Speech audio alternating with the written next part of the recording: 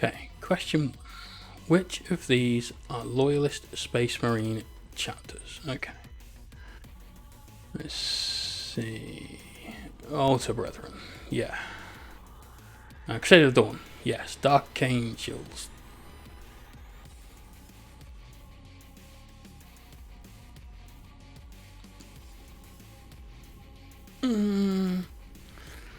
No. No. Nice Excelsior, sure. Soul Hunters, definitely. No. Wolf Brothers, yes. Right. Let's see. 0%? What? It can't just be me that's noticed that there's a load of baddie chapters of Space Marines, traitor legions, if you will, that have got perfectly acceptable Imperial sounding names, and a load of good guy chapters that sound like your worst nightmare. Well, it's one of those that's going to be the subject of today's painting tutorial. We're painting the new Gravis Captain in the Soul Haunters colour scheme. This was a giveaway over on my Twitch channel, links in the description below, that was asked for in any colour scheme I wanted. And I've been looking at these guys on Instagram, courtesy of Thunderwolfen, for a very long time. You can find his work also linked in the description as well. He's created an epic homebrew chapter of these absolute badass looking Space Marines, and so here's how you paint one. Alrighty, so the first step is to base coat your model in Incubi Darkness. You can do it through a spray can or just airbrush it over a black undercoat, and then come with some Incubi Darkness and Eshin Grey for your first highlights. You're going to be airbrushing these on all over, anywhere that nicely catches the light. I'm not going to go too much into detail in this video, but we do have videos on that on the channel. If you're liking the video, please subscribe, click the like button, hit the bell button, leave some comments. If you don't like it, I'd really love to hear why, so please leave a comment about that as well. Once you've got these highlights down though, and just keep progressing around the model, my kind of rule of thumb is to highlight towards the bottom of the miniature when you're going from the waist down, and towards the top of the miniature from the waist up. It helps build a little bit of sense of separation from the base, and obviously at the top of the miniature you kind of expect the highlights to be on the upper surfaces. But once that's done, add some Menoth White to the mix. So now we're going in with a little bit of a bone colour. These Space Marines, their armour is kind of this off grey. It's a little bit more pastel, and so I figured bone would be the best way to do that. I'm going to work up a couple of different brighter bones into this throughout the course of these highlights to make it a little bit more warm, and it will end up being very, very bright before we get into the next part of the video. Don't worry too much about that, and you'll see exactly why you shouldn't worry about that when we get there.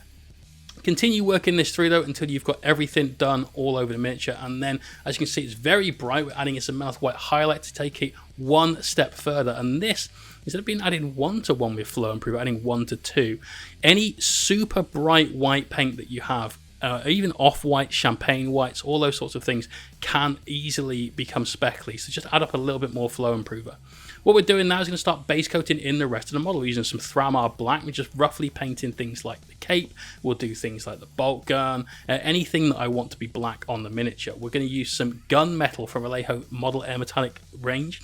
You can use lead belcher. This is better. It flows better off your paintbrush, goes well through an airbrush, all that sort of thing. Using some more Vallejo Model Air Metallics in the form of some copper, and we're base coating all of the other metallics. I wanted to use copper. It's a little bit darker than gold. I had a little more of a rich kind of appearance to it. We're adding some Steel Legion Drab as the base coat for our shoulder pads, and then some Vallejo Flame Red for the hands. I think you get away with using Mephiston Red, but anything that's red on the mini hands, the sword scabbard, purity seals, all that kind of thing, we're doing that now. Now we took the miniature over to Twitch, where we then carried on applying our base coats to the mini. We did some highlighting on things like the shoulder pads, just glazed in a nice little transition there, as well as also did some work on the cape on the back. So don't forget to come and join us there. We stream 4 days a week, and it's a good way to ask questions, get some real-time answers, and just sort of see how I get on with my painting. We're adding a gloss varnish coat over the top of this, ready for our next stage. Now I know a lot of you are going to go and turn the video off because we're going to start using oils, but don't do it. Honestly, oil paints are one of those things that once you've used, you'll think, why wasn't I using this many years ago? Same as airbrushing, same as using inks, same as a lot of different hobby techniques that you use. Oils are one of those things that as hobbyists, we have access to this super powerful way of doing things that makes things quicker and easier. And most of us don't do it because we're afraid. Don't be afraid. There's nothing wrong with using oils. If you use some odorless thinner, they don't smell, they're easy to clean. Yes, they create a little bit of mess during the process.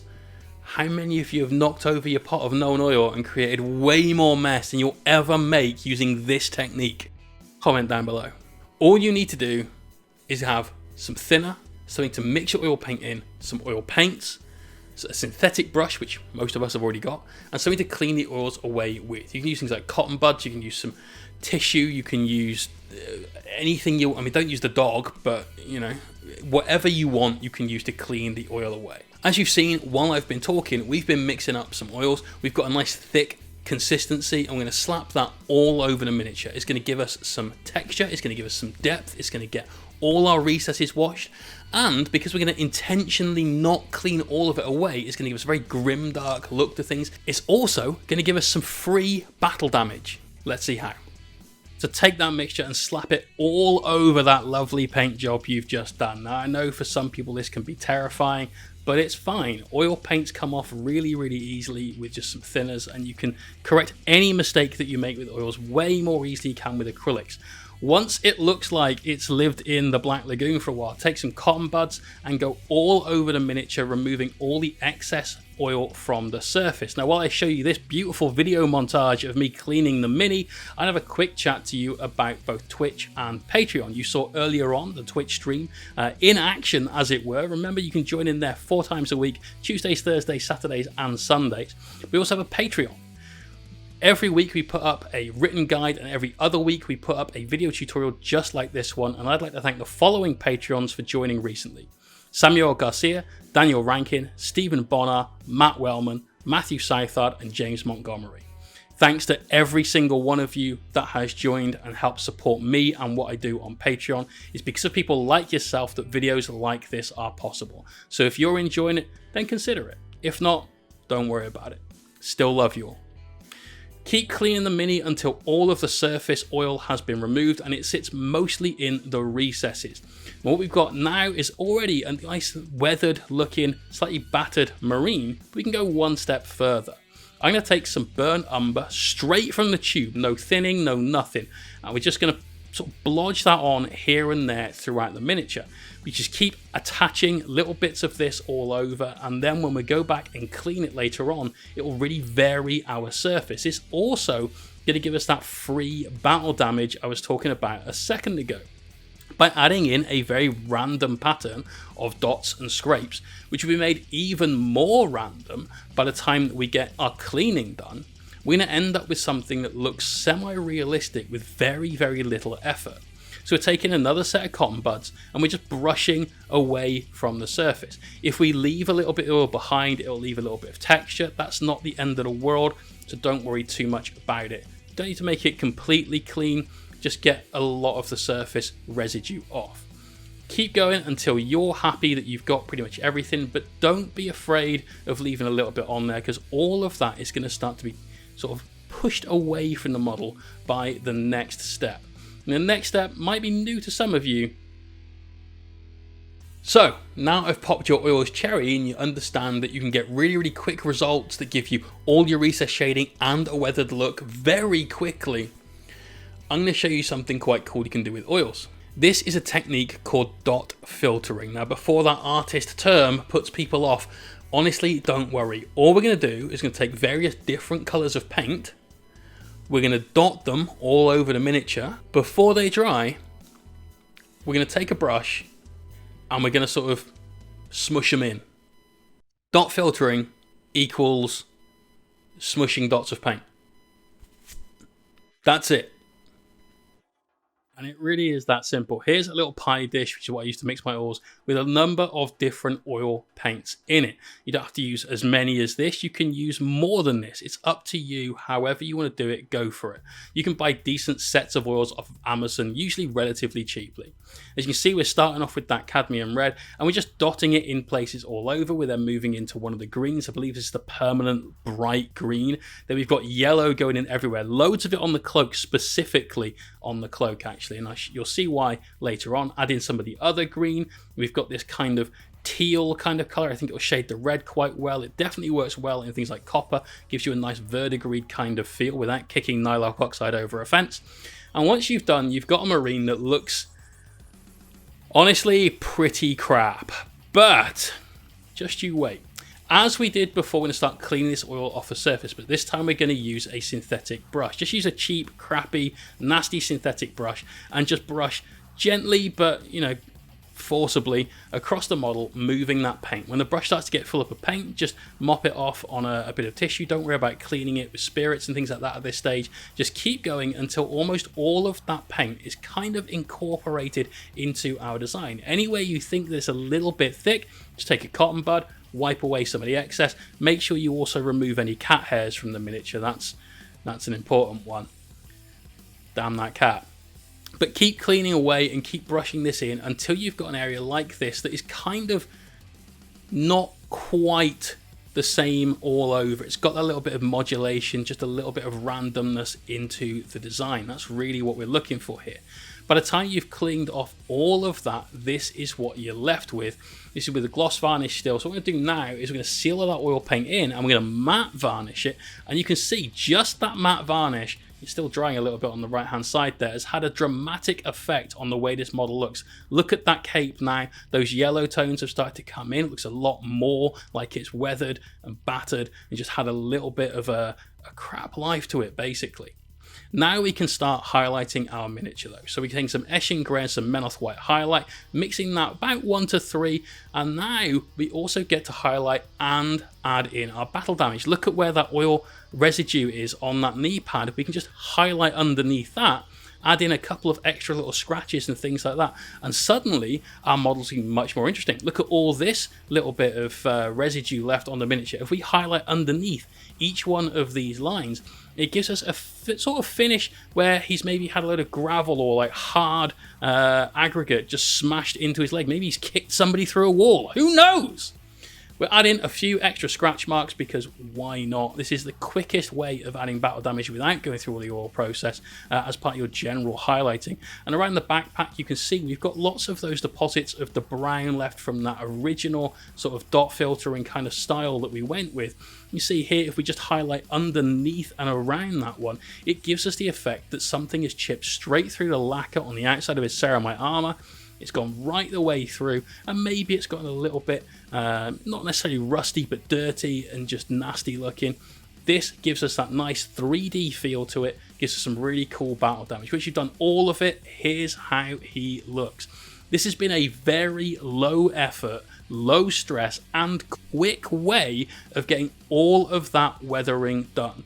All we need to do now is finish off the rest of the miniature using some highlights and just bringing in just a nice sort of finishing touch here and there. So we're going to start highlighting the face mask. We're using some Menoth White highlight. I think I ended up doing 2 highlights with this actually, once here and then just building up a little bit more to go in and just make some of the areas on his face even brighter than they are. But just make sure you get all of those highlights. On the shoulder pads, you can see we've left that little bit of a recess between our highlight and the grey shoulder pad trim. This gives us another nice 3D looking effect. Just take your time, you know, make sure your paint is the right consistency and build up that nice brushstroke on the edge. Also, don't forget to weather the shoulder pad. Make sure all of your armor looks equally battered. Okay, so it was at this point I realized that it's just the head part that's meant to be bone and not any of the top part. So this gave me a great opportunity to show you how to do exactly the same thing we've done on the armor, but with a brush instead of an airbrush. As you can see, this was completely planned. Sort of. So we're going in with some Incubi Darkness, and you probably need to do 2 coats to get it over the bone if you're a bonehead like me. But once you've got a nice smooth coat of that, we're going to start working it in some volumetric highlights. All that means is you're kind of bringing out the shape rather than just painting the edges. So we're going to follow the same steps that we did on the rest of the armor. It's just we're doing it by hand. That's all. So we add in that Eshin Grey, get our first highlight down. We'll then start working up brighter than that using some of those bone colors, using that Menoth White. And we'll do a couple of highlights with this to just bring out all of the shape here with what we've got. It's a very simple process, if I'm honest. It's a lot more work to do lots of like small blends if you're going to create a completely smooth surface to something, but because of the weathered nature of this paint job, we don't really need to. After a couple of washes, you'll see it blends in really well with the rest of the armor. So again, you could do that way instead of using oil paints if you wanted to just stick to your acrylics. We're using an incredibly bright silver, scale 75 speed metal now for all of our metallics. Just highlighting that chest eagle in speed time there. Speed time's now clearly a thing. And you can see just how bright that is. I find when you're using some really, really dark paints, and especially you've got a very weathered look to something, creating that maximum contrast by using a very bright, aggressive highlight here and there can work really, really well. Next stage, let's start highlighting all of the copper. We're going to use a mixture of Vallejo copper and Vallejo silver, 2-to-1 mix to give us a nice bright copper, and just hit all of the areas on the miniature with that. Make sure you leave that verdigris in there though. Using some Cador red base, thinned down slightly with water. I don't want to bring his hands and the other elements on the model that are red up to an orange, so we're trying to stick some bright, vibrant reds for our edge highlight. Don't forget as well to do things like your scabbards, your purity seals, all that kind of jazz. And if you want a good tutorial on how to do purity seals, we've got one of those on the channel. Go check it out. For things like the rest of the purity seals, dun dun dun, we're going to use some more Mammoth White highlight, keeping that color going through the entirety of our miniature here. It just helps bring everything together and create a nice cohesive mini. You may also have noticed that by this point we've painted things like the base. There's a YouTube video on the channel all about that, so check that one out. I'll put links in the description below to all of these videos. We've also done some freehand on his shoulder, which we did a how to cheat at freehand guide. You can paint any freehand you want super simply with this guide. Hopefully you've enjoyed the video. I had a great time painting this miniature. It's a wonderful thing to be able to paint these guys and give them away, so I get the enjoyment of painting them without having the clutter of all these minis. There's that freehand there. If you've enjoyed the video, like I said, give it a like, do a subscribe, hit the bell button, leave a comment as to why you liked it, why you didn't like it, although if you've made it this far and didn't like the video, you, sir, are a champion. Thank you very much. But hopefully, we'll see you again in the future video, and we'll see you in the streams. Take care, everybody. Peace out.